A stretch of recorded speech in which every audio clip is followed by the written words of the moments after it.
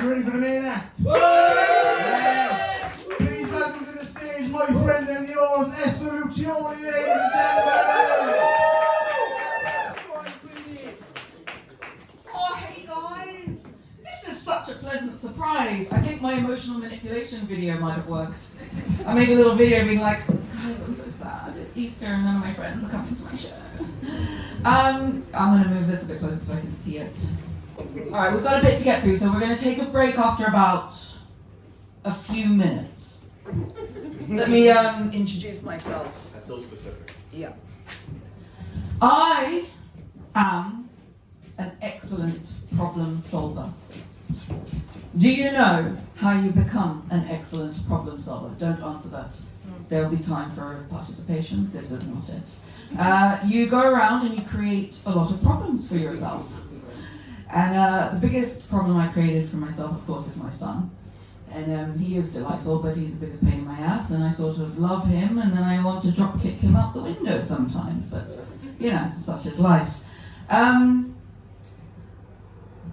But before we get to my son, who's an angel, let's go back to when I was born, because I was also an angel. I grew up in Ghana in West Africa. And my parents were missionaries, they were Bible translators out there. And I loved it over there, mostly because I was one of the only white people, and everyone loved me. So I see a few Africans in the audience, just so you know, they want to touch our head. I was like, do you know what, I'm a middle child, so I'll take the attention. Thank you very much. Are there any other middle children in the audience? I can't see you. My hand is up. I can't see. Hands easy. No, I can't even hear you because you're a middle child. So I grew up, like sometimes I don't get pop references and people are like, oh, did you live under a rock? And I'm like, no, but I did grow up in a mud hut, so you know, it's close enough. And in the village where I grew up was a place called Gambaga, and it was a very poor village, and there was a time where we ran out of meat and there was no protein. And it was about that time that my cat had also gone missing. Oh. There is a joke in that, but I will butcher the delivery. Much like the cat was. That's actually a genuinely true story. I read it in my dad's book and I was like, oh, I thought that was just something funny we said. Turns out, no, we were eating cat. I don't think I was, but I wouldn't remember. I was very little. Anyway, so, as I said, my parents were missionaries, and I too have spent a lot of time in a missionary position. I actually didn't know there were other positions that you could do. I became a missionary much like my parents were, but that sounds weird now that I've used those two things in the same sentence. But I loved growing up in Ghana. I thought it was because I was white that I was so popular, but I have a kid now, and everyone in his class is white, and he's white, but he's also really popular, so I'm like, oh, maybe it was my personality too, because my two sisters were with me. They were white, nobody cared about them, so maybe I am special. In many ways. And then, I got a disease that was killing me, and I was put on an emergency flight from Ghana to England. I didn't get to say goodbye to my friends, I didn't pack my favorite skirt, I am still mad about it. I ended up in the English hospital, and then they were like, oh, she's fine, she can go home, and I'm like, why did we leave my home for this? And it turns out my younger sister was old enough to know that it was my fault that we left our home. And this, my friends, is the beginning of my trauma story. Okay, so I know this is music and comedy, but it's not all going to be funny, okay? Sometimes I'm just going to tell you a story and you're going to be like, oh, bless. So arriving in England, I went to school. People didn't automatically come to me like they did in Ghana. In Ghana, I didn't have to do anything. I was just special. People came to me, we are friends. I go to England. People don't come to me, therefore you must hate me and I am bad. So from an 8-year-old, so I was 7, 8 when I got back to, bye Patch! When I got back to, I shouldn't do that, I shouldn't interrupt myself, that's not helpful. So now I forget where I am in the story. Your age trauma. What? Your age and your trauma. 8-year-old trauma. Oh yeah, so I thought that neutral was negative. So you don't come up to me, therefore it's not neutral. It never occurred to me that I'm allowed to approach other people. I never had to. So that's the beginning of me feeling like no one likes me. Anyway, so I grew up in the church. That was the only place where I felt like, hey, Jesus loves me. I might not kill myself. I was like scared of dating. Don't touch boys, don't kiss boys, wait till you find your husband, blah, blah, blah, blah. And once upon a time, there was a lovely South African. His name is Tyrone. He's my baby daddy, and exactly what you're picturing he looks like is the opposite. He's a short white guy with glasses. But he rocked up to church youth group, and we sat next to each other, and we touched shoulders. Wow. So I married him. First boy I ever kissed, and I was like, oh my gosh, I have sinned in the eyes of the Lord. We have to get married. And he was like, whoa, let me get a visa first. And I was like, that's fair. So we got married. It's really hard to marry a foreigner in the UK if you're under 21. I was 19 at the time. Turns out there's a good reason it's hard to do. It's not a great idea. But so we got married in a township in South Africa with a lovely, it was a room smaller than this, with a seaside and a seagull painted on the wall, and someone who basically asked me to sign for a package. Okay, you're married now. And I'm like, really? That's all it takes? It's like, are you free to be married? Sign here. Do you take him as your husband? Sign here. I'm like, oh, that was very easy. So staying together was very, very difficult. Partly because he's annoying and I wanted to leave. But logistically, visas. You'd think as I'm English, you might have picked that up, I don't know. I try not to talk about it too much because shame. But, Esther, no shame. Preach, girl. We weren't born yet. I know, it's not our fault. So, I'm like, we couldn't live in the UK, we couldn't live in South Africa, and it was just really complicated. And in the end, my cousin who'd married an Irishman is like, oh, you should just go to Dublin because they'll let you in for 3 months and then you can get a spousal visa under EU treaties and then you can have residency. And we're like, okay, we'll just move to Ireland then. And then we were like, hey, should we just move to Ireland? That's ridiculous. And then we just moved to Ireland. And this is how we did it. This is the kind of religious, super spiritual vibe we were on. We were praying about our decision. Okay, should we go? Should we stay? Lord, show us the way. That rhymes. I'm gonna make a song about that. And what we did, don't do this, guys. We opened the Bible at random. And we said, God, if we're supposed to go to Ireland, give us a sign.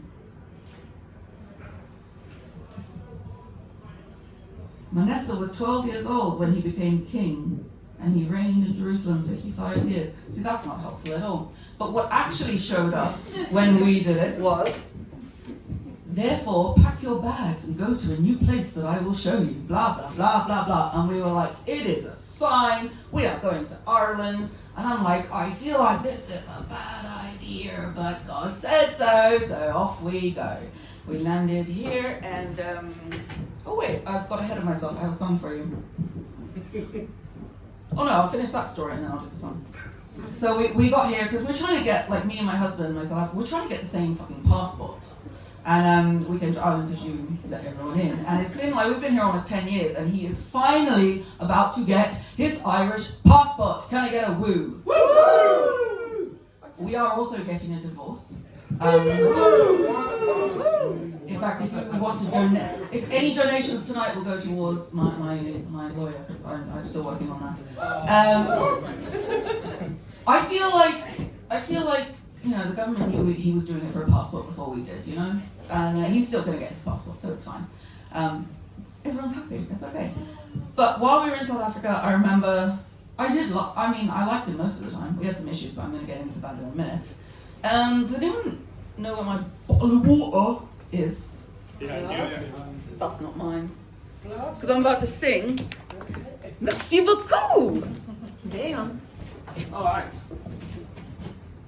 So, because I'm such a good wifey and it is literally my only life skill, I'm sort of fucked in this world of independent women who like to work.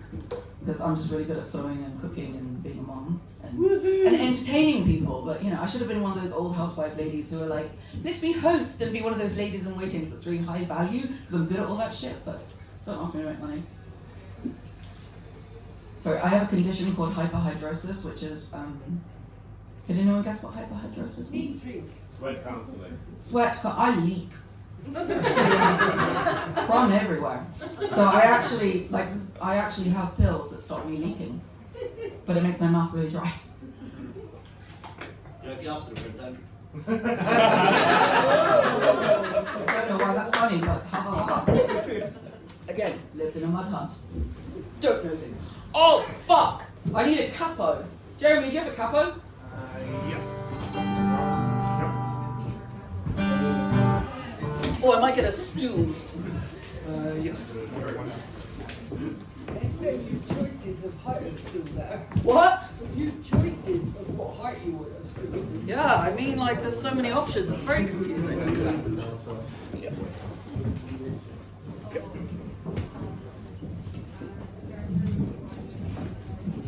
All right, you're gonna have to do it for me. Which one?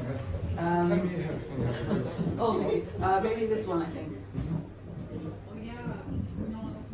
So I'm going to do this song, and then I'm going to invite you all for an official break. I have so much to share with you. It's going to be really fun, but I feel like you all need to be like well beveraged up. So.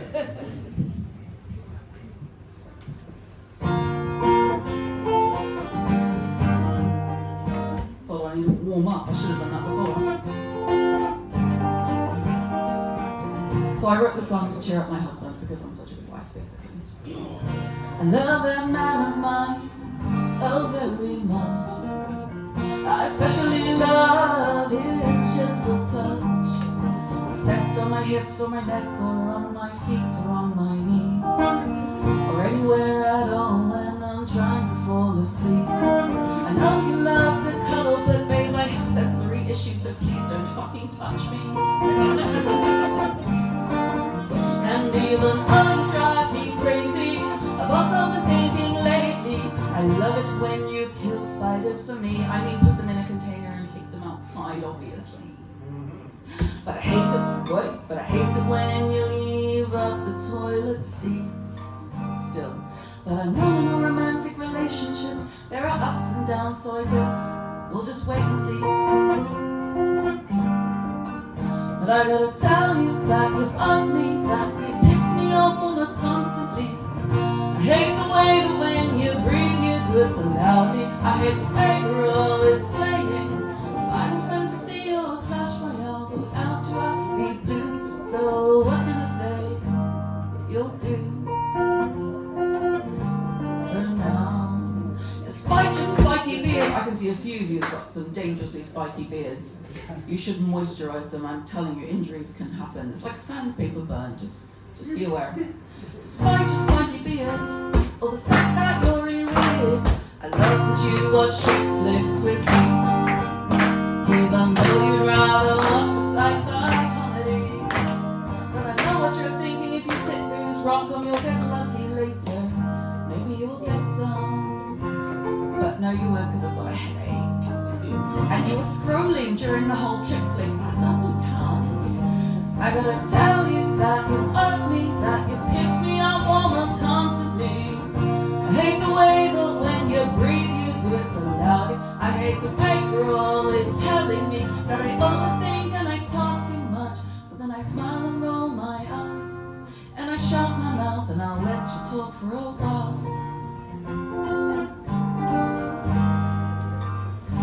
Some many kind of years on, any foot massages and romance is gone.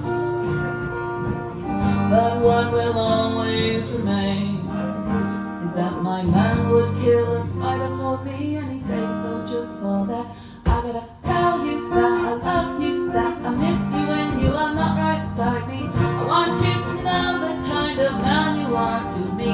So I wrote a song that I'm gonna sing to anyone who will listen. You're a diamond in the rough, but I know you love me, and that's enough. That's not enough.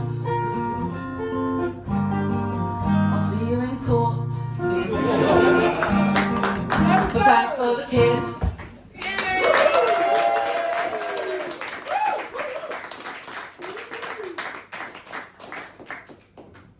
How are we doing drinks wise? So I might not take a break. I might just suggest that if you need to go and top up, well, I'm going to take a break because at some point I'm going to need a drink to get through this.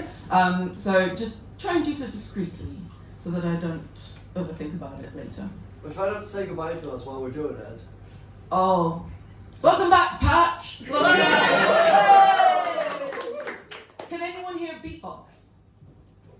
Well, that is not great for what I was planning to do later. It's fine, we'll put a track. Yeah, we'll just do a boom, boom, it'll be fine. But not now. I did Yeah. figure out that I can do it with the guitar at the same time. Actually. Oh, that is, So yeah. if we don't find someone, I'll take the bullet. Let's see who's some cats over and over. We'll make it work, Okay, shh. Okay, so I'm going to tell a quick story. So I moved to South Africa with the husband. I don't know why I'm doing this, that's weird. I feel like I'm going around a wine glass trying to make music. Or something else. Or something else. Yeah, there you go. So my mother-in-law is fucking awesome. Living in South Africa, thank you. Thank you for shushing, thank you. Good man. Don't do that.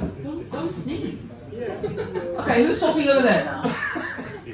I tried. It's okay. Bye, Patch. So, living in South Africa, I loved it because it was a little mix of kind of my traditional Ghana upbringing with a bit more Western supplies, I want to say. But it was wild. But I have a swimming pool, so I'm okay. I have a story I'm going to tell. No. Esther, your water also fell over. Oh, that's okay. I don't mind that. So I've been going back and forth to South Africa with my South African husband for a good 5 to 6 years, whatever. And one time I got on a plane to go back to England and I had a little gas, but it was very, very painful enough for me to be like, stewardess, I need to lie down or vomit or go to hospital. I'm in so much pain. And she was like, you're going to have to get off. And I was like, okay, that's awkward. So I couldn't fly that day. My visa had run out. And as I went back into South Africa, I'm pretty sure the guy was like, having a good time. And he was like, oh, welcome back. And he stamped my South Africa thing. And I'm like, I'm pretty sure he just gave me another 30 days. Happy days. So I went back to Tyrone and I recovered. And this was one of those flights where we were going to be split up for a while. That did happen. It was very tragic. I overstayed, basically. And I got fined 1,000 rand, which is 80 euros maybe. And I paid it. And life goes on. And then every time I would enter South Africa, they would be like, Madame, you overstayed. Yeah? Where's your receipt? And I'm like, I got married, I changed the passport, I don't have the receipt. That's why it's not in the passport. And they're like, come with me. And they go and they check and they do some stuff on the computer with my passport. And they come back and then they let me in. And this has happened for the last 5 years. But I don't know, maybe this guard just really needed sneakers for his kids or something. He needed to make a deal. So I go up and they're like, Madame, you overstayed. I'm like, yes, I know, blah, blah, blah, blah. And they take it and they come back and they're like, Madame, come with me. And I was not with my husband at the time. I was actually going over for my sister, who was getting married to my South African friend. I totally set them up. So this is I was going over with my dad, and I was on my own. And they detained me. And they put me in a room with what I can only presume are terrorists. Well, I'm sure they were also misunderstood people like me. They locked me up in this little room, and they're like, you have to pay the fine. And I'm like, but I already paid the fine. And they were like, okay, but you have to pay it again. And I'm having a panic attack, I'm crying, so I'm like, fine, I'll pay the fucking fine again. So I take my English card out, and they're like, they bring out the card machine, it's not working. And I'm like, how convenient. So then I'm like, okay, well, let me call my mother-in-law, who's waiting to pick me up, and she can bring some money this side to pay you. And they're like, it's a good plan. And I'm like, okay, but I don't have a SIM that works. Do you have a phone? Ish. We have a phone, eh? Yes, they have a phone. And so I call up and I'm like, yeah, I need 1,000 rand. And then they're like, oh no, it's 3,000 rand. And I'm like, I'm sorry, what? I think they just changed the numbers to see what they can get. So I called Debbie up, I'm like, I need 3,000 rand. And she draws 1,000 rand. and the bank has limited her drawing, so she has to change that, and I'm busy like in this room, sort of like, am I going to jail? I can't handle this. I mean, like crying all the time, just and the lady's like, "Madam, stop crying." And I'm like, when in history of telling someone to stop crying, has it ever helped the situation? No, it hasn't. So I'm like, okay, my mother-in-law, she has the money, can you go get it? And she's like, we cannot go that side. There's arrivals. And I'm like, well, I can't go that side. How did you want to get the money? And they were like, and I'm like, so we're having a sleepover? Or just like, and they're like, maybe she can talk to the cops. There's some police out there, maybe she can talk. Maybe if she asks very nicely, maybe they can do a favor and they can bring the money. And I don't know if you know this, but in South Africa, the cops do have a reputation for being quite corrupt. So now my mother-in-law has to give 3,000 rand to some random cop on the street outside the airport, hoping it releases the daughter-in-law. Can you imagine? Oh, the stress. And she's like, well, I presume she's like, here you go. Well, that's what you do. And then I'm like, I hope. Meanwhile, I am pleading, I am punching walls, I am like, I think I'm having a nervous breakdown. I've never been in a situation like this where I felt so violated. And like, I'm a goody two-shoes. I don't like being in trouble. If a teacher was even like, Esther, be quiet, I'd be like, I'd literally start crying. I'm like, being in trouble was like the worst thing to me.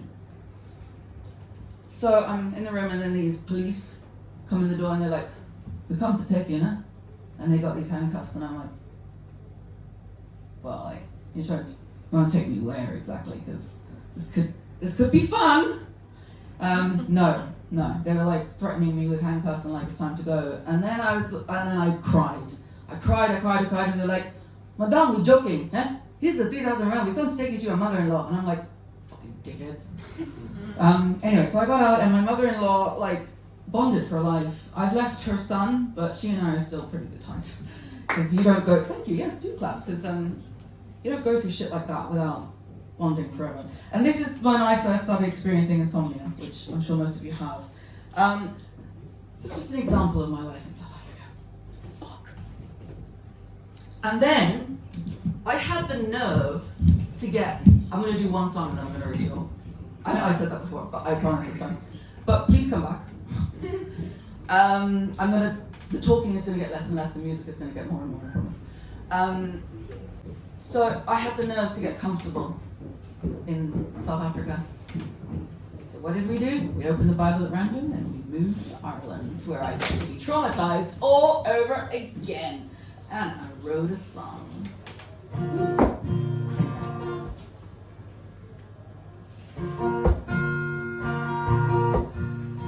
This is a song about saying goodbye. Perhaps you too held a loved one close while trying not to cry. But it's my time to spread these wings and fly. Even if for us, for now means saying goodbye. So goodbye, so long, I'll see you soon. But now let's enjoy this perfect afternoon or evening. Time is short, it flies right by so fast these days. Before I go, there is something I need to say.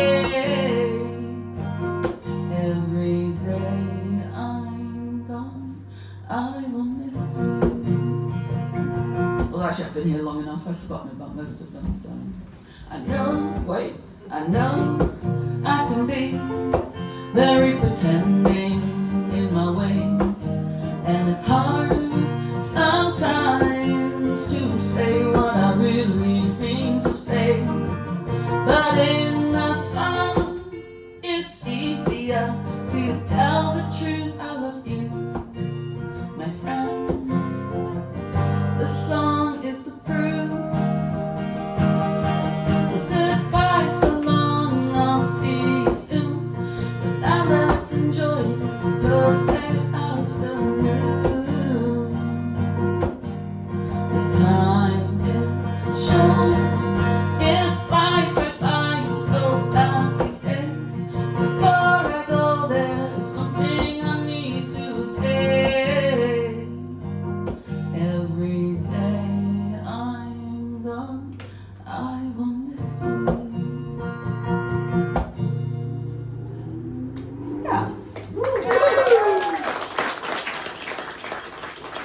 arriving in Ireland, I noticed that the Spirit moves differently over here, and you are not using the Holy Spirit as much as you are using a different type of Spirit.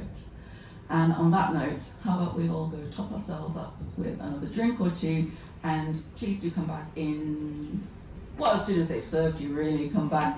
And I have some vaginismus, dating, surprise baby stories, and hopefully some hope and transformation and, I don't know, positive shit that we all need. You know?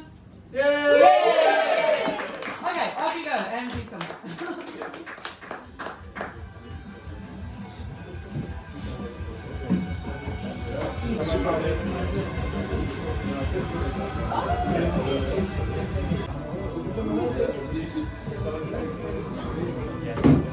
I'm gonna go pee and.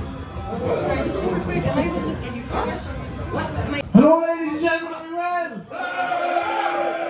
We try to break? Very good. Favourite pastimes? Going to gay bars as a straight fella, just to feel loved. You're not going to get anything else, so that's the best. I'll go with that. I'll go with that laugh. Are you ready to welcome back the main event? Yeah! Are you ready to welcome back the main event? Please welcome to the stage my friend and yours, Esther Lucioli!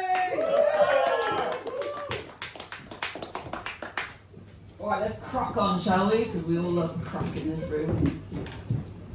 Oh, the drug kind of. No, I've never taken drugs. That is probably not a great idea. So, lots of intercultural. Where are you from? France. That's okay. I have a soft spot. Where are you? Where are you from? Cameroon? Very nice. From the States? So, from Brazil? Brazil. So, it doesn't take long to realize that we are both speaking English, but we aren't using the same words to mean the same thing. So when we arrived in Ireland, for the life of me, I didn't understand why people were so mean to me. And it turns out, oh, they like me. And I'm like, well, that's very confusing. And they say I will, it means I won't, blah, blah, blah, blah. And the most triggering thing, because when we landed in Ireland, away from the sunny South Africa, where I had my own dance troupe, I was super Jesus-y, super spiritual, very comfortable.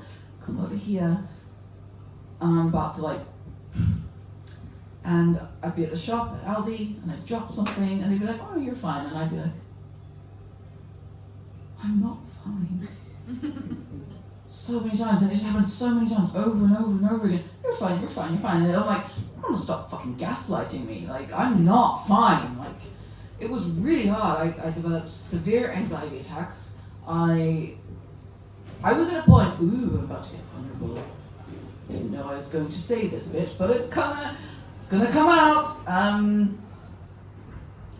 I almost had an affair because I was at a mentally low state where I thought I might actually kill myself. But this guy, I know, let's have a big aw. Aww. But this guy fancies me, so maybe I won't. And obviously I had a husband, but he was too busy being Jesus abandoned and being like, let's let drug addicts stay with us. And I'm like, I love your love for people, but I am drowning here and I am not getting enough attention for very many reasons. And it's not your fault, it's not my fault, it just is.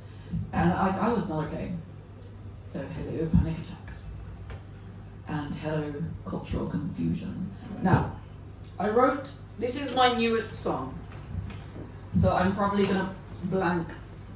I blank on stage. I shoot a lot of blanks. I blank on stage quite a lot, and I did come up with a joke that I can do when I blank, but I unfortunately have never remembered what that joke is. So we just move on. But this is a new song, and yeah.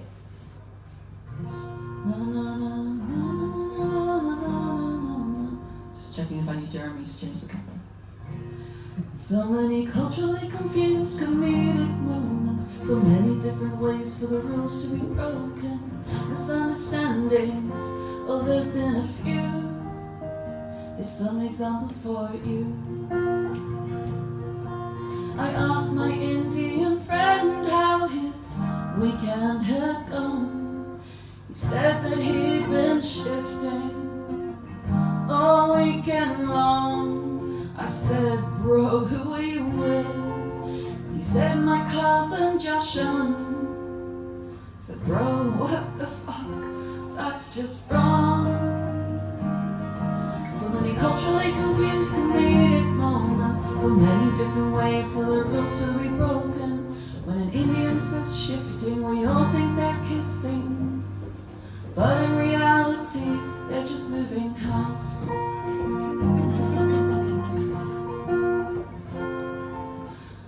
I did a giggle when guy came up to me and said, girl, you're gas.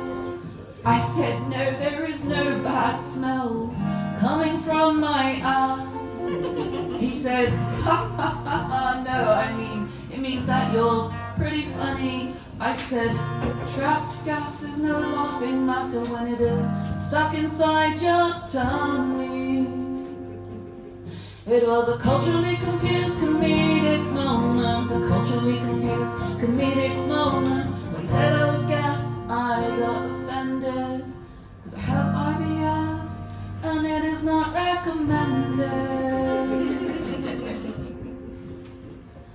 I met a new mom friend at the park and I said, hey, your son is so bold. She said, what the fuck? Why would you say that? Always does what he's told. I said, why are you offended? It's so great that he is brave. She said, all right, you're trying to say that my son is brave. Well, yeah. It was a culturally confused comedic moment, so many different ways for the rules to be broken. Misunderstandings, well, there's been a few, probably happened to you.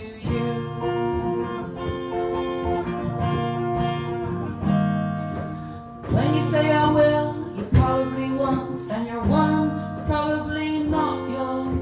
And the word gaff has nothing to do with gaffer tape.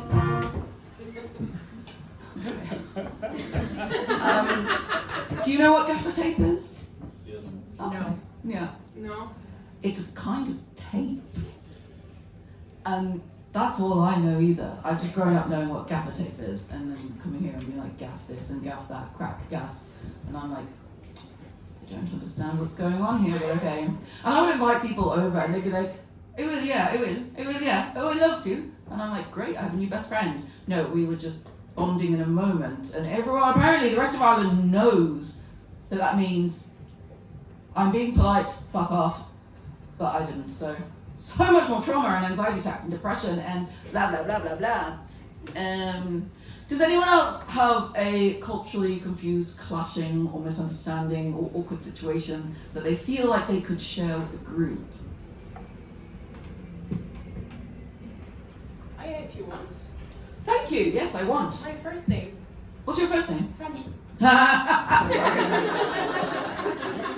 Yeah, that's funny. Did you hear that? My first name is Fanny. I mistranslated the word for nosebleed the other day in Spanish because I got mixed up between Spanish and Irish. The word for blood in Spanish is sangre, the word for blood in Irish is fulla, but fulla means fuck in Spanish, so I said I'm going to fuck my nose instead of That is fucking brilliant. I'm going to steal all of that to make my song better. Thank you. That's not what this was about at all. See my note here. Ask audience for stories. So we're living in Ireland, I'm super depressed. I have a condition called vaginismus. Would anyone like to take a guess about what vaginismus is? What body part do you think it has to do with? Your nipples. the tummy. I mean, it's a vagina problem. So You said take a guess. and I appreciate it, and you're in the right ballpark because it is female reproductive organs. So basically, I couldn't wear tampons. The PC muscles around just clamped shut. Nothing's getting in. And if I were to put a tampon in, it would literally feel like someone is cutting into me. So I just didn't wear tampons. So then I got married, and he's like, "Hey, we should have sex," and I'm like, "Good luck with that." So basically, I was married for 10 years, and we had sex twice. Chinese. What? Sorry. I love a little bit of back and forth, just not too much. And there was this therapy, you have to, like it's physical therapy. You basically just have to slowly stretch, like torture. You have to stretch out and desensitize your vagina hole. There is no other way to do it.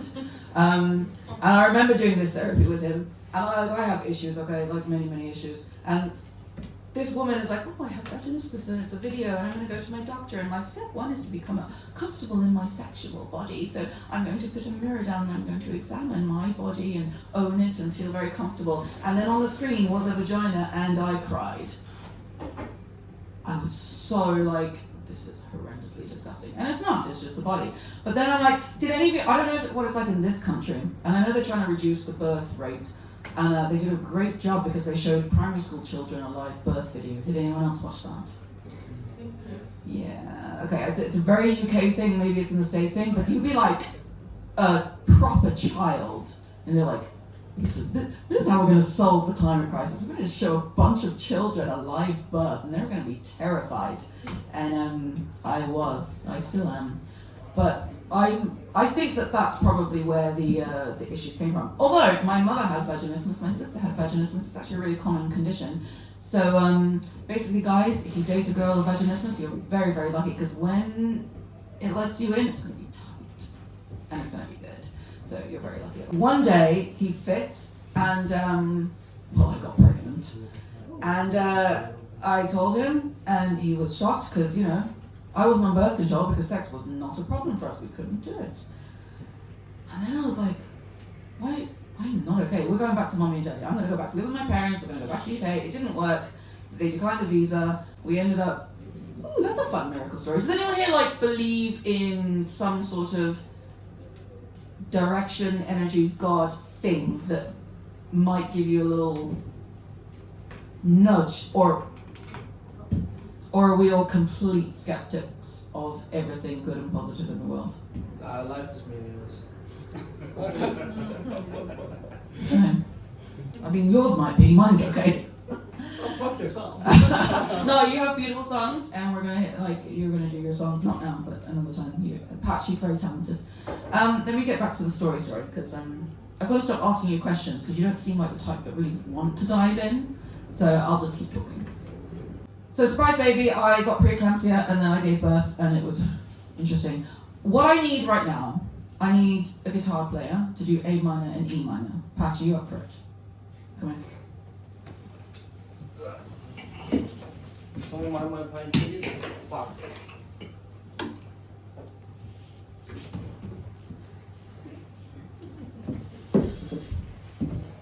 And then what I need, Jose, if you can make it happen, I need a very basic drum beat on a YouTube track. I can beatbox for you. You want to beatbox and guitar at the same time? I'll do it, yeah. Fuck yeah. Okay. I thought you weren't able from multitasking. No, I told you I could do it. Oh, I wasn't listening, sorry. Hey, you clearly were. Yeah, I'm working on that. I'm learning What's that. new? Many things. So, What sort of drum beat do you want? What it sort needs of to be tempo? the speed is and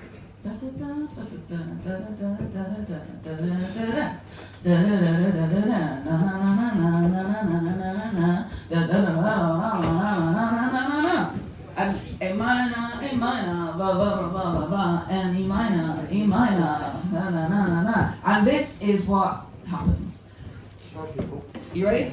No, Are there any other parents in the audience? Yay! this is my drummer. Jose, you got a kid? Yeah. Old? Oh, hell yeah. No way. Yeah. 15? Yeah. You think you're brother? I swear, if you're walking down with him, I'd be like, oh, brothers. All right. Normal A minor or A minor with a capo somewhere? Doesn't really matter. I'm not saying I'm rapping. Well, it kind of does matter. Up to you. How do you take this capo off? Do you just unscrew it or what? Yeah. Ask Jeremy. Yeah. You work out. I'm gonna give a little backstory. As he was growing in my womb, oh gosh, this sounds hilarious. As he was growing in my womb, I was so traumatized at the idea of this that I didn't speak to him, I didn't acknowledge him, I wouldn't even let my husband touch my stomach. I was that repulsed by the whole experience because of that fucking birth video. And sorry. I forgive you. You don't have to. I have Jesus in my heart. And he rises tomorrow. Anyway, so I wrote a little something. Being a new mom, giving birth, best and worst thing. Mostly best.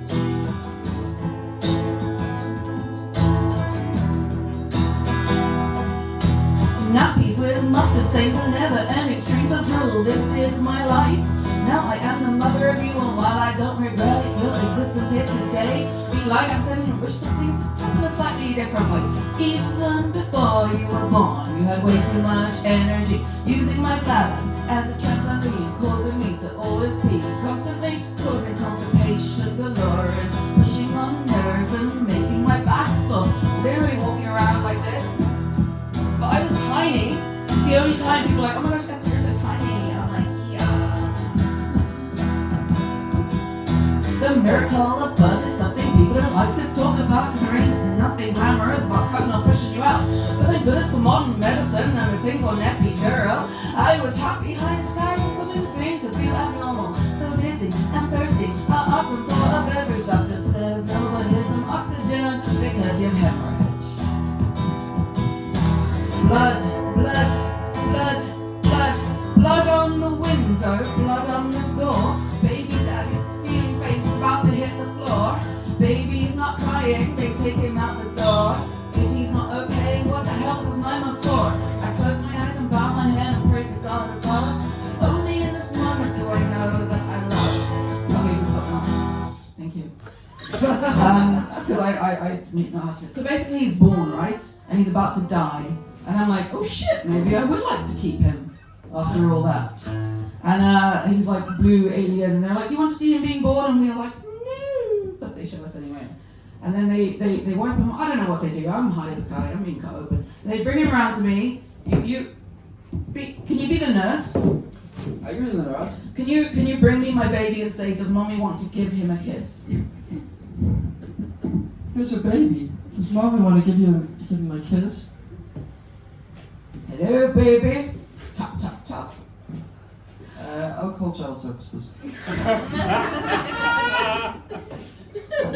I already did. I had child services because I was like, doctor, I need a wet wipe. There's wound juice on my hand. I can't deal with this. And then they wrapped him up and cleaned him off, and then they put him on me, and I was like, ooh, he's like a tiny squishy potato. And then I hemorrhaged and I almost died. And thus, okay, actually, you can go now. I might bring you back. Give it up a punch, everyone. You probably don't need to be here while I like overshare about, vaginas and birth and things. And I prefer not to as well. Yeah. Don't worry. This is the short chapter. The short chapter. Birth wrap. Hide it. Oh yeah. So, when you're like, I'm the mother. It is my job to soothe the child. And yet, every time the child cries, I cry. Every time the child laughs, I laugh. Every time the child is hungry, I'm hungry. Every time the child is sleeping, I'm sleeping. And I'm like, I think this is not the way it's supposed to be. So I got my ass into therapy. And then, therapist unpacked a few things, and I basically found out that I am allowed to make decisions for myself that doesn't require praying to God about what to order on the menu, obeying my mother or husband. And I'm like, you mean I'm allowed to you mean you're allowed to make a decision for yourself? And I was like, I'm done, I'm out. It was coming up to our 10-year wedding anniversary. Ooh, okay, we're gonna get vulnerable. So, as you know, I have vagina issues. When we were dating, I was tempted, because it was not allowed, you can't sleep with them before you marry them. Well, maybe you guys can, but I wasn't allowed to. And so it was like, so off limits. But this lovely man that I married, he had just found Jesus. He'd already done his rebelling, his fucking around, and he found Jesus, and he was like, this is what I want to do with my life. I just had my mother telling me what to do, and then I got with him, and I had him telling me what to do. And when we got married, it was a flip that switched, where he was like, but everything's allowed now. Before marriage, there was so much shame. Oh, we got close, we had fun, and then so much shame, repentance, evil, bad behavior. And my nervous system was very confused about what is going on here. Because then the moment we said vows, suddenly it's like, come to me, wife, and I'm like, whoa, we haven't even like taken our clothes off with each other yet. Let's just do step by step by step. I'm a step by step kind of gal. But I had not been told or raised to believe that I have autonomy and that I have a voice and that I'm allowed to advocate for what I'm comfortable with. So I do not in any way want to demonize my ex-husband, but because I did not know that I was allowed to say no, my experience, the moment we were married, my experience of every physical, intimate act was traumatic and painful, and it just made our disconnection. I just became more and more someone else, masking, pretending that I'm okay, the missionary wife, the youth worker's wife, playing the role, leading bands, leading worship groups, just doing what you had to do, because divorce is not an option. Like, that's not allowed. Then my therapist was like, well, it is. And I was like, oh, okay, bye. I'm done. But having my child, it just brought up everything that I had never dealt with, or everything that I had never been a grown-up about. And it was time for me to grow up, because how the hell do I teach my son if I don't know anything? So then I started fucking most of Cork City, just to figure out what sex is, and do I like it, and do I want to keep doing it, and what is my type? And we're going to get onto that, but actually I'm going to do my mental health song. This was probably the hardest season of my life. Crying every day. Because, mental health is physical health. I have some comedy sketches about this where you go to the doctor and you're like, oh my gosh, my mental health is so bad. And they're like, here's a pill. And I'm like, the pill is going to have a physical effect on my brain? Oh yeah, but it's just in your head. It's just your thinking. Okay, but the physical pill is going to change the chemistry and it's going to help my thinking be better. It's going to help my health symptoms. Yes, so, mental health is physical health. Esther, is this the one that makes me cry or no? No, that's coming later. Okay. So being an undiagnosed ADHD, probably, because most of us are now, and struggling with this thing of, well, I can't live with my child because it's hard, but I can't live without, I can't give him away.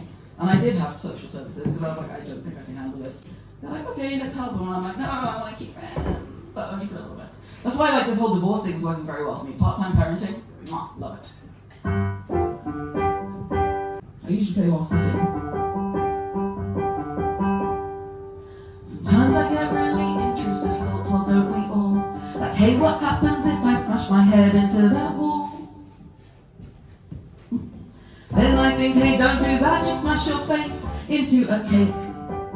Thank you, Colin. I'm going to do that for the next one. Sometimes I think I'll die of thirst and hunger, because for days at a time I'm stuck in bed. Instead of getting overwhelmed and trying to cook a meal, I'll just call up Deliveroo and eat cake instead. Sometimes I want to slice my wrist wide open. My life's so hard, maybe this is my fate. Then I get my period and I think, don't cut yourself, just cut cake. Sometimes I Google ways that I can kill myself, something to get it over with super fast. But thanks to ADHD paralysis, I can't be asked. These are not solutions, but it's better than killing yourself. Woo! Don't jump off a building, maybe jump on a trampoline. Woo! Don't hang yourself, instead come hang with me. So unless you're overweight, just eat cake. But if you're overweight, you can still cut cake or have a rice cake. Although I think I would rather kill myself than replace cake with rice cakes, because is that living? No, it's not. Anyway, so I was in a bad way, guys. I was in a bad way. All right, I'm gonna run over here. Take a little sip of something because I can't feel my mouth. So then I started doing this thing where I was like, what are the rules of dating? I waited 3 months because from my side, that was really respectful. I left him the day before our 10th wedding anniversary. No, the day after. Because I thought it'd be rude to leave him on our wedding anniversary. But everyone kept wishing us, hey, happy 10-year wedding anniversary. And we're just like, I can't do this this anymore. So I waited till the day after and I was like, I can't do this anymore. And I was like, well, I'm not just going to go kiss the first guy that I can. Keeping in mind, the guy that I married is the first person I've kissed. I have literally never kissed anyone else, never touched anyone else. Thought I was ugly my whole life, and now I look back at pictures of myself in school and I'm like, damn, I was that moody, mysterious girl that half of them wanted to fuck. Nice. I didn't know that. So I waited 3 months, I got on the apps, and I was like, hello world. I did not realize how easy it is to get laid, because I have a vagina. In fairness, it still didn't work. It took some practice in time. And I've had some fascinating experience. I had a date, I was mostly exclusively dating Indians for a little while, because they have an open home policy and I get to sleep on their couch, and it's fantastic for me. And I had this one guy that was very much hookup vibes. I wasn't really expecting anything. And I invited him over to my place, and he comes with his backpack.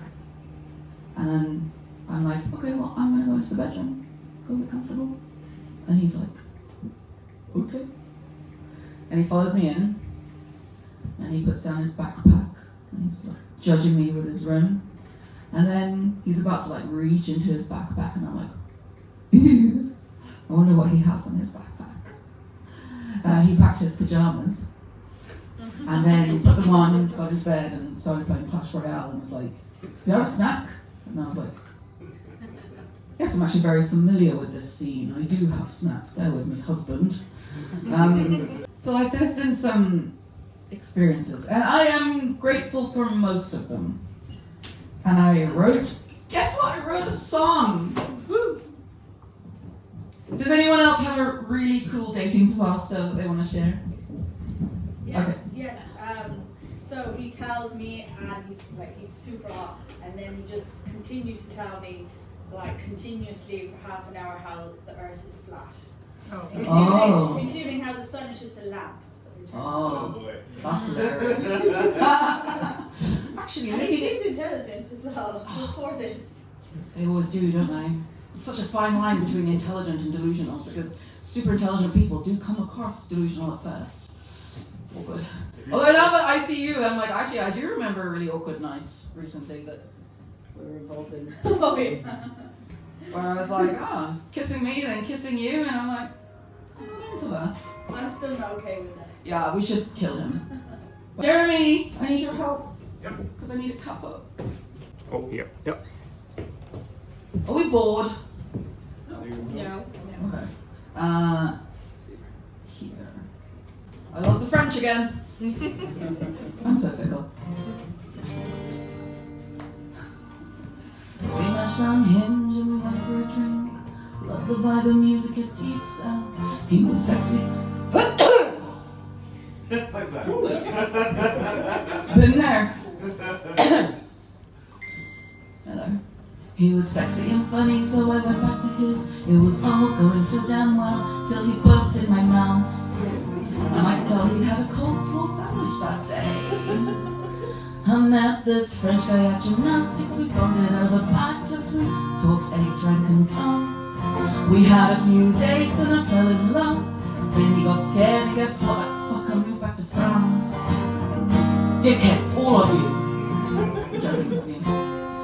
There was this Indian who met all the right criteria, but I had to bail on dinner because I got diarrhea. He messaged me later, said, are you okay, my dear? Said, no, I'm not. There's been so much damage done to my rear. And not in the sexy kind. But out with this one Irish lad as big as a Viking, long hair and a beard, just to my liking. He had some health conditions, he was a bit on the big side.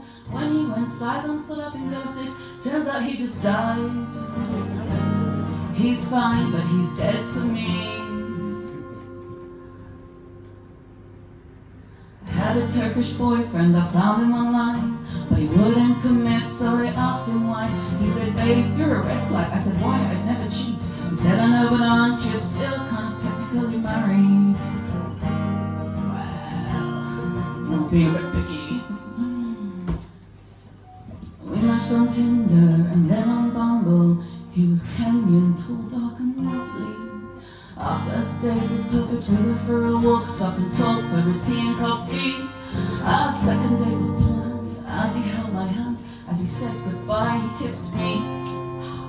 Thought to myself, yes, this one is meant to be. Second date I his and we started to undress. He bit me on the earlobe and I liked it. Then we were naked and I saw a big dick and I thought to myself, shit, that's not gonna fit.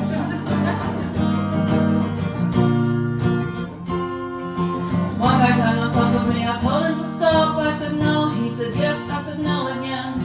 But he didn't listen, so I took a deep breath and pushed his head, I kicked his balls, and I beat the shit out of that motherfucker's face.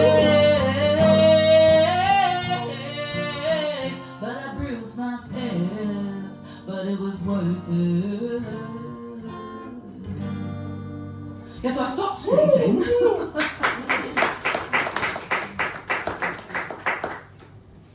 So I was a bit of a Pollyanna for a while. I was very optimistic and I was like, you don't owe me anything, I don't you owe anything, let's just be present and amazing. And that was fun for a while, and now I'm a bit older and I'm like, no, you gotta like, not this necessarily, but you gotta show up and give me something, man. I'm not just giving you my vagina for nothing. I worked very hard to open this thing up. So, I was recently single on Valentine's Day, which I'm not used to, being in a 10-year marriage relationship thing. But I have lovely friends who are not single, and I wrote this for all of you who are... No. Okay, leave that. That was a big drop and I don't like it. Okay. So, this was my dedication poem. Happy Valentine's Day, everyone. I hope that you're given chocolates and that you eat so much that you feel nauseous and too fat to fuck. I hope you're given roses by someone that you love, and then I hope that you prick your finger and that you drown in your own blood. I hope you get to plan a lovely trip away. And while you're there, I hope that you trip and die. But most of all, I hope while you're having sex tonight, condom breaks and you get an STI. No Esther for you, just an STI. Just an STI. So I feel like I've finally reached my peers and I am just bitter and angry about the dating scenario and seeing that we're in. So it's nice to see you guys here. Esther, try being single at 60, darling. 3 kids later. Hopefully not. But you are killing it at the single thing. You look... Mwah. Thank you, hon. You do. You do. Heartbroken, finally caught up with my peers. Hell. Right. I've been chronically ill, chronically depressed, chronically having problems most of my life. Trusting doctors, religious leaders to be like, hey, you know what's good for me. And it turns out they might know one thing that's good for me, and they might know one thing that's good for me, and they might know one good thing for me, but none of them are talking to each other. So, at a certain point, when I was like, well, I did everything right, I married first by kids, I had sex, I behaved, I'm a missionary wife, I did all the right things by the rules that I was given, and my life was a shit show. I guess rules don't matter. So then I started ignoring my doctors and just researching and pushing for what I thought I needed. And then I started getting better because I realized that I wanted the best for Ezra, and in order for him to have the best, I had to be the best me. And doctors don't know me, psychiatrists don't know me, and I think we've been created and conditioned to believe that we are helpless because we have to trust this person because they're an expert in this, and we have to trust this person because they're an expert in this. And it's not to say that what they contribute is not valuable at 100%. Well, sometimes it is. But when I realized that I am my biggest advocate for me, that's when I started getting better. So if any of you are like, wrestling or battling with stuff, the moment you become your biggest advocate for you, that's when tables start to turn. When you love someone, it holds up a mirror against who you are. And you get to see your best traits and your worst traits. And everyone is always both. And I think we're scared to love people because it shows, we see the bad. And we're like, oh my gosh, if I'm bad, I'm bad. And we're not all bad. Having Ezra. Oh, where's Patch? Is he here? Or is he? However, is he? Oh, I would love to beatbox it by now. How I feel like some of you guys need another drink. Yes. Yeah. Okay. We were just discussing Yeah. it. So you know what? We're getting towards the end where it's going to be super emotional. So I'm not going to get into it because I feel like we all need beverages. So please do come back in once you've been served and got your drinks, and then I'm gonna get towards the end there. But I'm sort of sensing a need for refreshment. Esther, can you announce it in the smoking room? We're back on. I will. I'll send something down to you like we're stuck. Start of yours now. And it's all your fault. Okay. We'll be back in 10 minutes, and I will come downstairs. You are wonderful. Thank you. I know it's very long. It's a lot. I know. I'm so sorry. No, it's been fabulous. Okay, good. We're loving it. Good, thank you. I needed to hear that We're because loving it. I'm like, is everyone bored, falling asleep? I don't know. It's really hard to read. Esther, going for a pee and a drink and a sign. Good. Hazel was at my house the other day, and my 6-year-old son was like, "Mom, why are your friends' boobs so much bigger than yours?" And I was like, "Genetics." And he's like, "What's genetics?" And I'm like, "I don't know. I'll chat GPT." I don't know if any of you have ever felt that your own brain and your own body is actually your worst enemy, and you're like, why is this not aligning with what I want? Can someone do me a favor and close the door? Just because I'm easily distracted, to be honest. Alright. So I wrote this at the airport on the way to Venice, actually.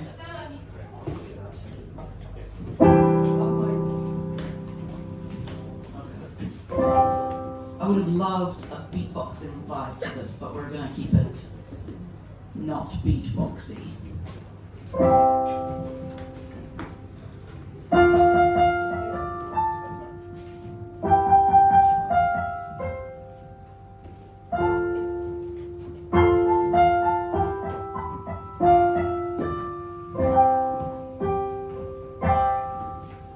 Confined to the corner of this decorated cube while I'm trying to spin through fucking super glue. Bound by invisible ties and chains, doing life not knowing the rules of the game. A soul alive and a love for life. Born in this wrong body, born for strife. Stuck in a tent that's riddled with disease. Fighting and figuring out a way to be free. Cause underneath the skin, this just isn't me.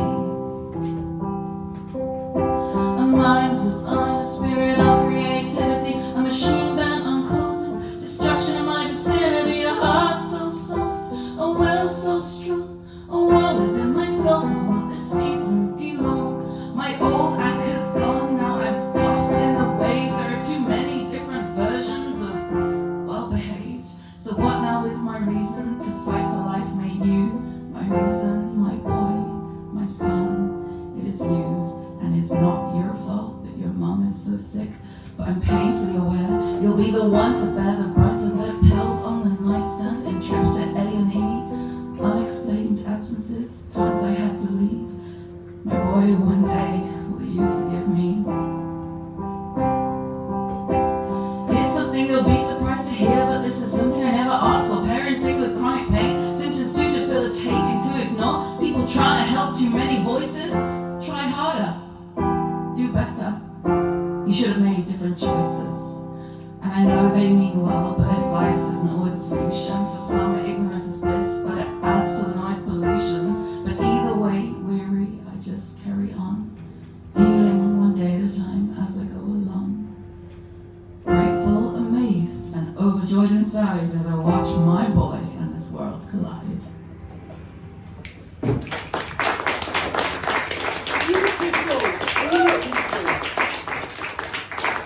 My boy's the best. He is more emotionally intelligent than most men I have dated. Beautiful song, Esther. Beautiful. Thank you. So, I recently got out I recently find myself in an extremely toxic relationship. We've all been there. Yep, no. And he always asks me for things, even though he's very well able. He doesn't do his own laundry, like he doesn't do anything. And he relies on me for pretty much anything, even though he's well able. And it's cute at first, right? No. And well, it depends how good looking they are. Depends on the jeans. Depends how long you put up with them because of how much you like to look at them being cute. But at a certain point, you're like, you would leave, right? So I've decided I'm going to tell my son after school tomorrow that we're done. Because this is not. Did you get the joke, right? Like, I'm talking about my son here. And that, by the way, is this beautiful thing. When you love someone sacrificially, you put up with a certain amount of toxicity. And you, like I said, the mirror goes up. And you see, well, fuck me, that is toxic and it's in me. And it's in you. That is inconvenient because I want a healthy relationship. Do you know what a healthy relationship includes? Lots of pooping 24 hours a day. Okay, not 24 hours a day, but every day. You eat a healthy diet. You can't be like, oh my gosh, I'm eating so healthy, but I'm still shitting. Oh no, so many red flags. I hate shit. Shit is disgusting. We don't want shit in our lives. Okay, but are you eating something that you're enjoying? Well, yeah. I mean, shit is sort of part of the equation. You have to kind of decide, is it worth putting it in your mouth? Speaking of putting things in your mouth, I'm afraid of penises. But when I really care about someone, I'll give it the old go, you know, I'll get down there. But I'm pretty sexy. Okay, I have a pole, I can dance, I'm like, look at me, I'm so sexy. But as soon as I get down there, I'm like, you know those Olympic swimmers with nosebuds who are going swim, and they're going, that is me giving a blowjob. I'm like, I mean, you best keep your eyes closed because this is not going to be attractive. Because even if it's clean, it still smells of something, and my whole nervous system is like, anything to do with penises and vaginas is like, ah! But you know, if I love someone, I'm so in. I'll give it the old college try. Like Ezra, I don't love the smell of him vomiting, but you know, I'll get right in there and clean it up for him because I love him and I won't complain about it. I do complain about it. Esther, Yeah. do you ever take it literally? As in, blowjob? This is what I would love. Like, I don't know who is next in line to experience an attempt at a blowjob from me. I so want to try it one day. But there will be blowing involved because I'm just so curious. Can it pop up? It can. It can. It can? Yes. Who named it that? Can it balloon?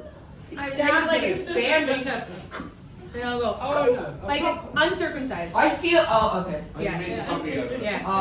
Can that injure them? Yes, seriously. Okay, that's good to know, Angel. Thank you. That is good to know. Oh my gosh, I feel so empowered right now. Oh, yay. Okay. I hope that happens for you tonight. I mean, just you. I don't fancy blowing on anything except maybe a candle because of the relaxing environment and the vibes. And I'm going to sleep and I should blow the candle out before it burns everything down, which was in my dream the other night. My dreams are getting really like prophetic and predictable. It's scary. I want to go into a psychic rant, but I'm not going to because I have shit to get done. I don't have to shit. It's fine. I'm gonna skip. Okay. So, Ezra, I grew up with it. And then I was polyamorous and I was dating around and I was like, I'm doing me. Like, you're just lucky to exist in my company. And then I met someone and I was like, oh my gosh, I've experienced jealous rage. I just see him walking down with another woman and I'm like, I'm going to kill her. I've never experienced that before. And then I was like, oh, so when you love someone and you want their well-being, you actually have to like take some responsibility for your own actions. I'm already doing that for my kid, like it's hard enough. But when you do take responsibility for your own actions, you get like really grand romantic gestures, and then you're like, it's working for me. So I had a beautiful, beautiful relationship, ups and downs, and I wrote a song about it. Jose, do you have 2 years ago today for me? Are you going to press play? This is a classic example of I thought we were on the same page, he thought we were on the same page, and we were on different pages. And I'm not going to be mad at him.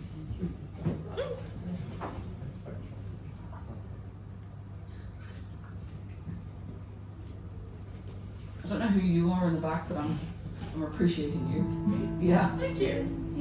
Oh, stop, wait! I interrupted myself. Stop again. Shh.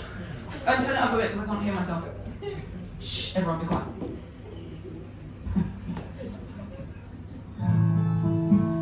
2 years ago today, when we met face to face, you got lost, so you were late, but I knew you would be worth the wait. You stumbled in with that handsome grin. I began to share. You listened so intently with so much empathy. I felt for you right then and there. 2 years ago today, we met, and since then I have never been the same. 2 years ago today. 2 years ago today. Well, 3 now, but yeah. You came to see me do comedy. I wasn't that funny, so you said. Yet you laughed at my jokes and my anecdotal prose. I said, why don't you give it a go? You said no. 2 years ago. That night I had a curfew, but I didn't want to leave you, so you invited me to stay with you. There was no way of hell or heaven I could resist after you knocked me with that first perfect kiss. You left me while I was still yawning to make us cheese toasties in the morning, already treating me like you're a queen. How could I leave? 2 years ago today, we met, and since then I've never been the same. 2 years ago today. 2 years ago today.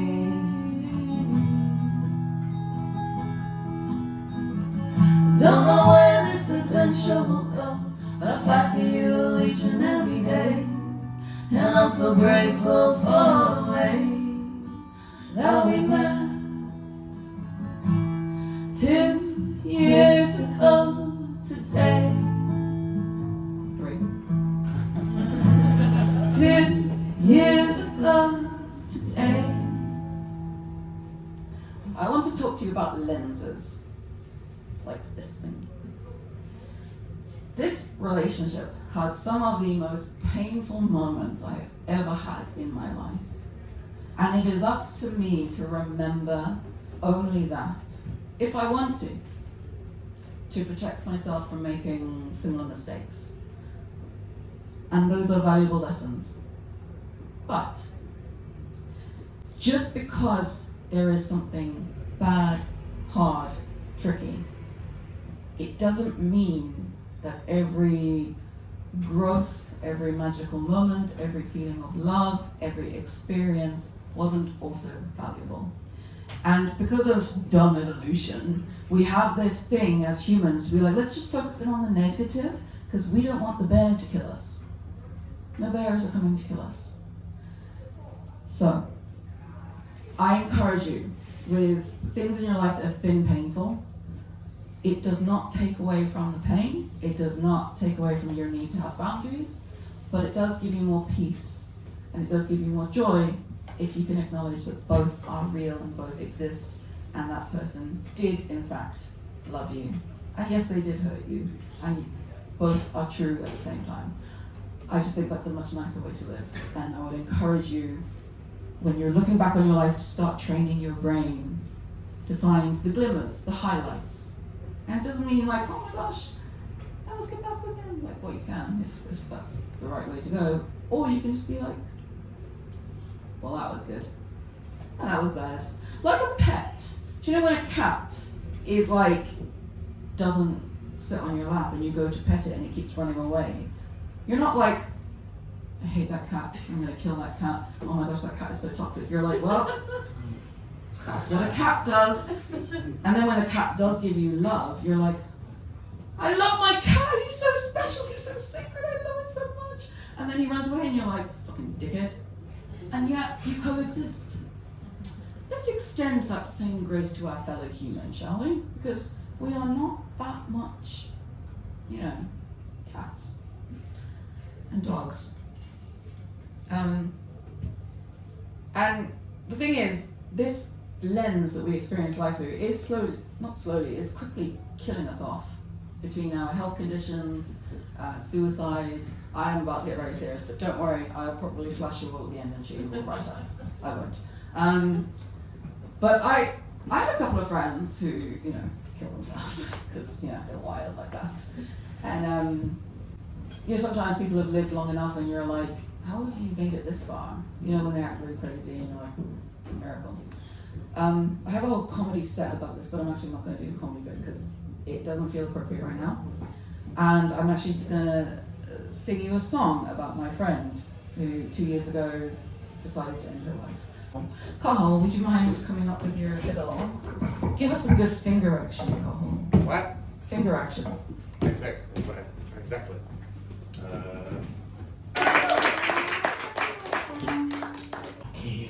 See. So once upon a time, an Irish person died, and I didn't know what happens when Irish people dies. That's not the grammar was wrong. Okay, actually stop. That's going to be very distracting. I want to tell a little bit. I promise I'm wrapping up. I can see you all like. Ah. I was like, this friend came to me, and she was like, I've just come from a removal, and I said to her, I said, what did you have removed? And she was like, my granddad. And I was like, from where? And she was like, he's dead. And I was like, yes, I suppose someone would have to remove that. Like roadkill almost, yes. Removal makes sense. So I've never experienced Irish death. And this beautiful friend of mine, she was dead. And I went, this is the first dead body and only dead body I have ever seen. And I go up to her and I'm like,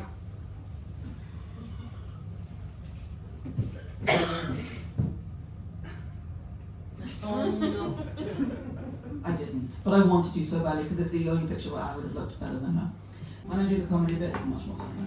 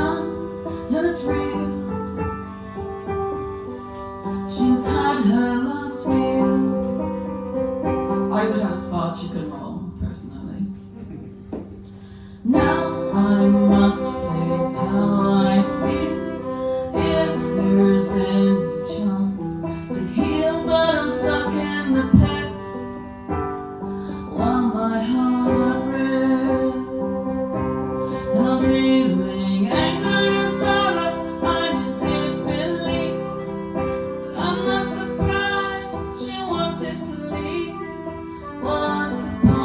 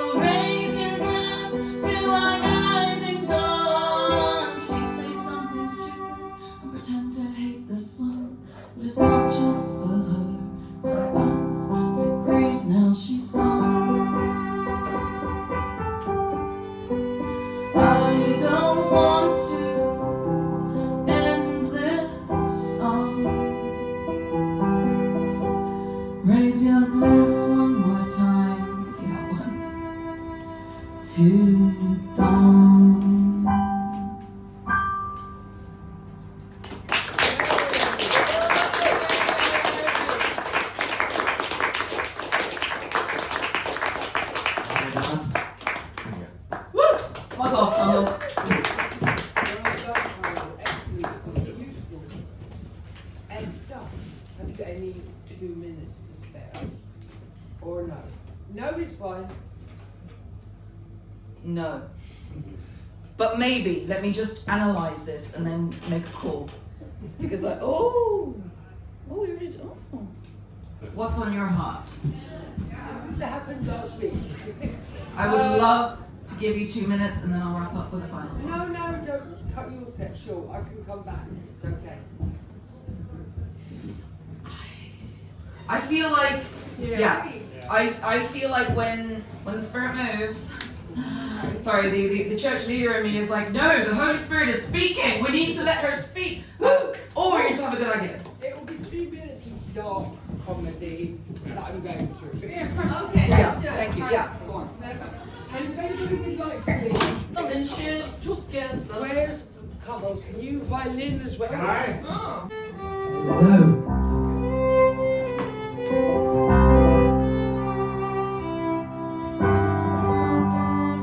Hi guys.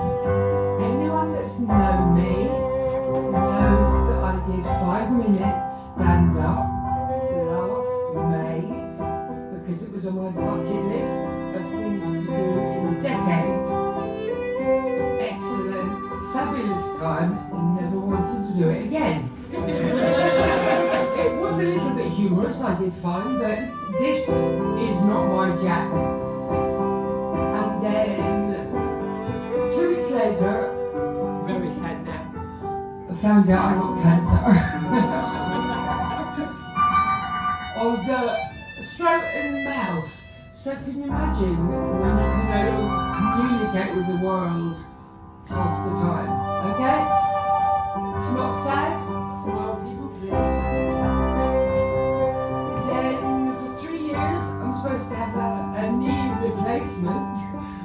They can't do it because they can't put tubes down my throat because of the cancer. So now I'm like a double prop, you know? Legs won't work, throat won't work. Do I look sad to any of you? No! Okay. That's the way I'm dealing with it. Like, bring on your worst. I'm not saying that anymore, actually. Not too much of that. But the funny thing I found this week, I started physiotherapy about 4 weeks ago for my knee. And then I was laying in the bed of the physiotherapist last week saying, my feet are numb. I don't know if they're hot or cold, they're just numb. And my shins are burning me. So she said, like, take off your leggings, shoes, socks, everything. And then she said to me, this is drop dead funny moment. You have no pulse in your ankles.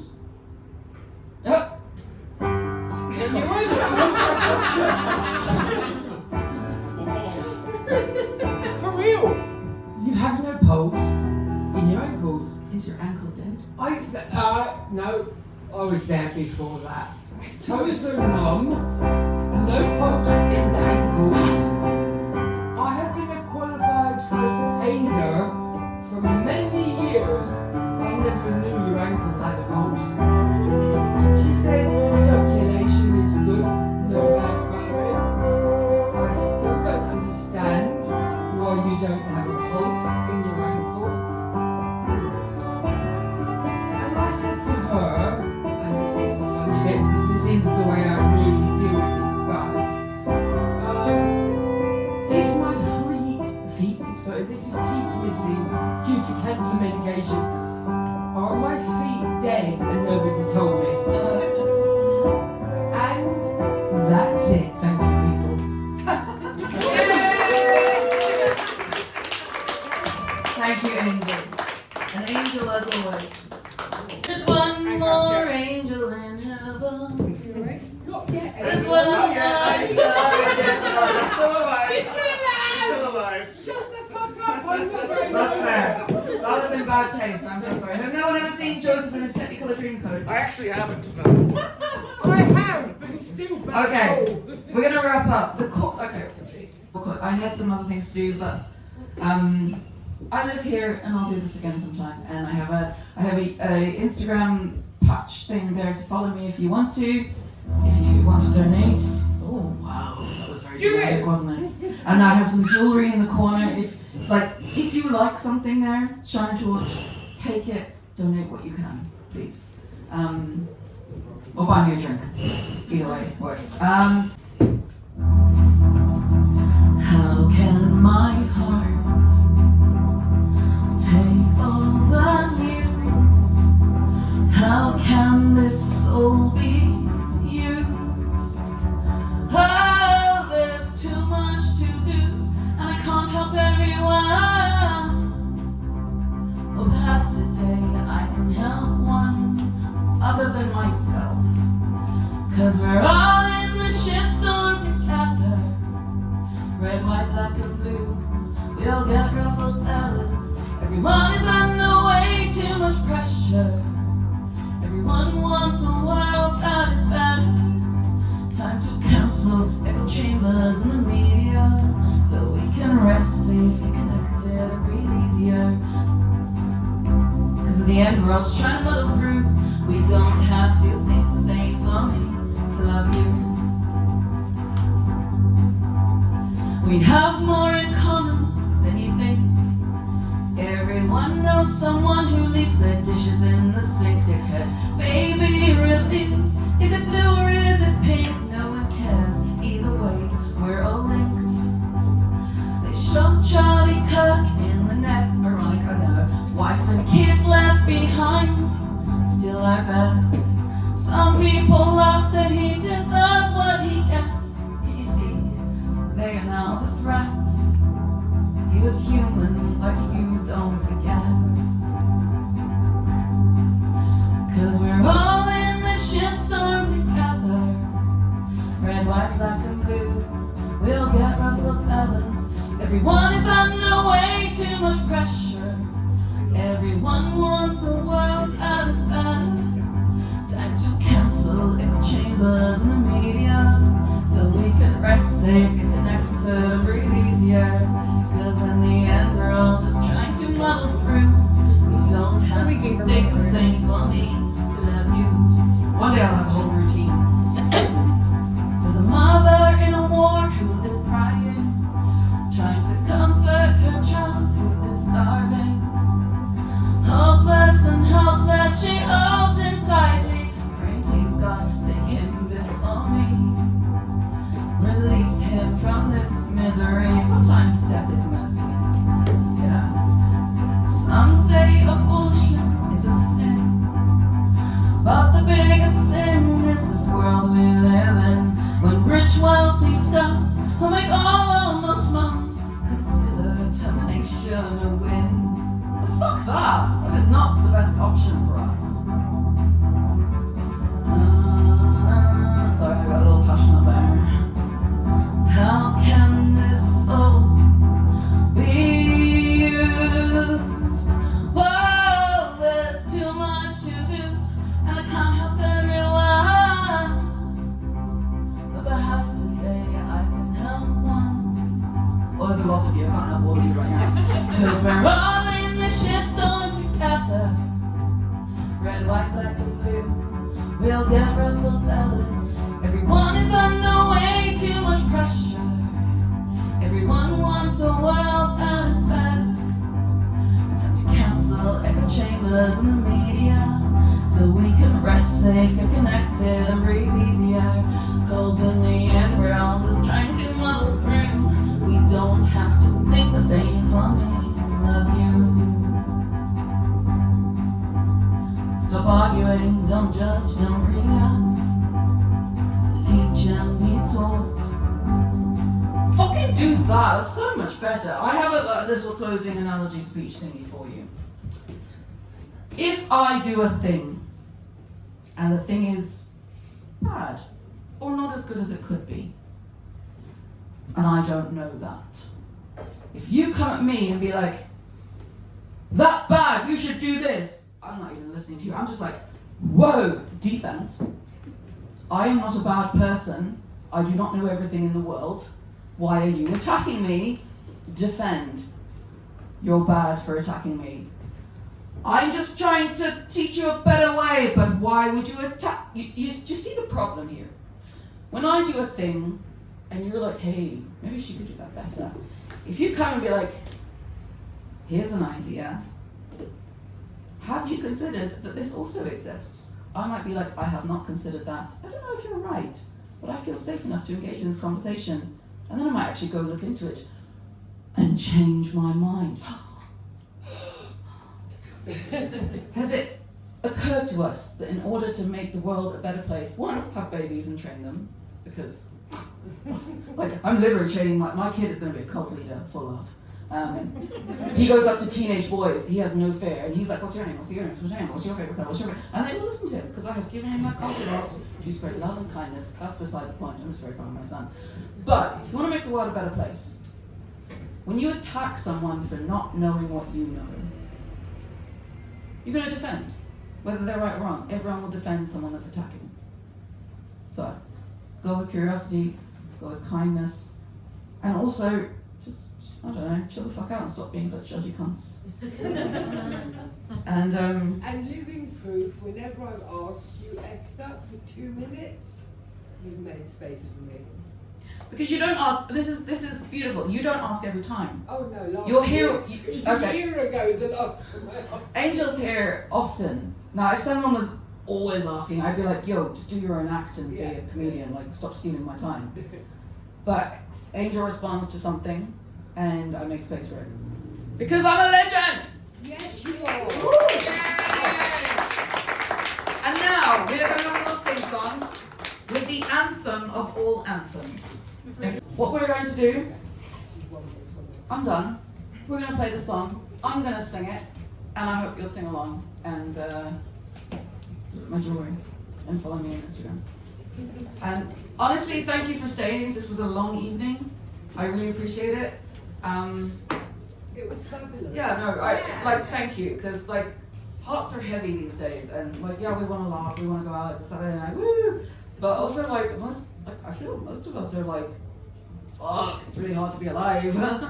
So just thanks for staying and hearing me out. I really, really appreciate it, and it means a lot to me. So thank you again. Hit it. On the dance.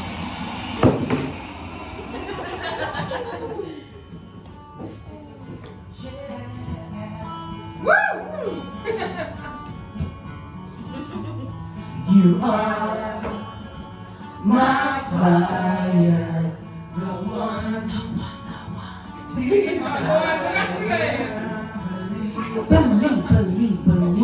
I say, I want it that way.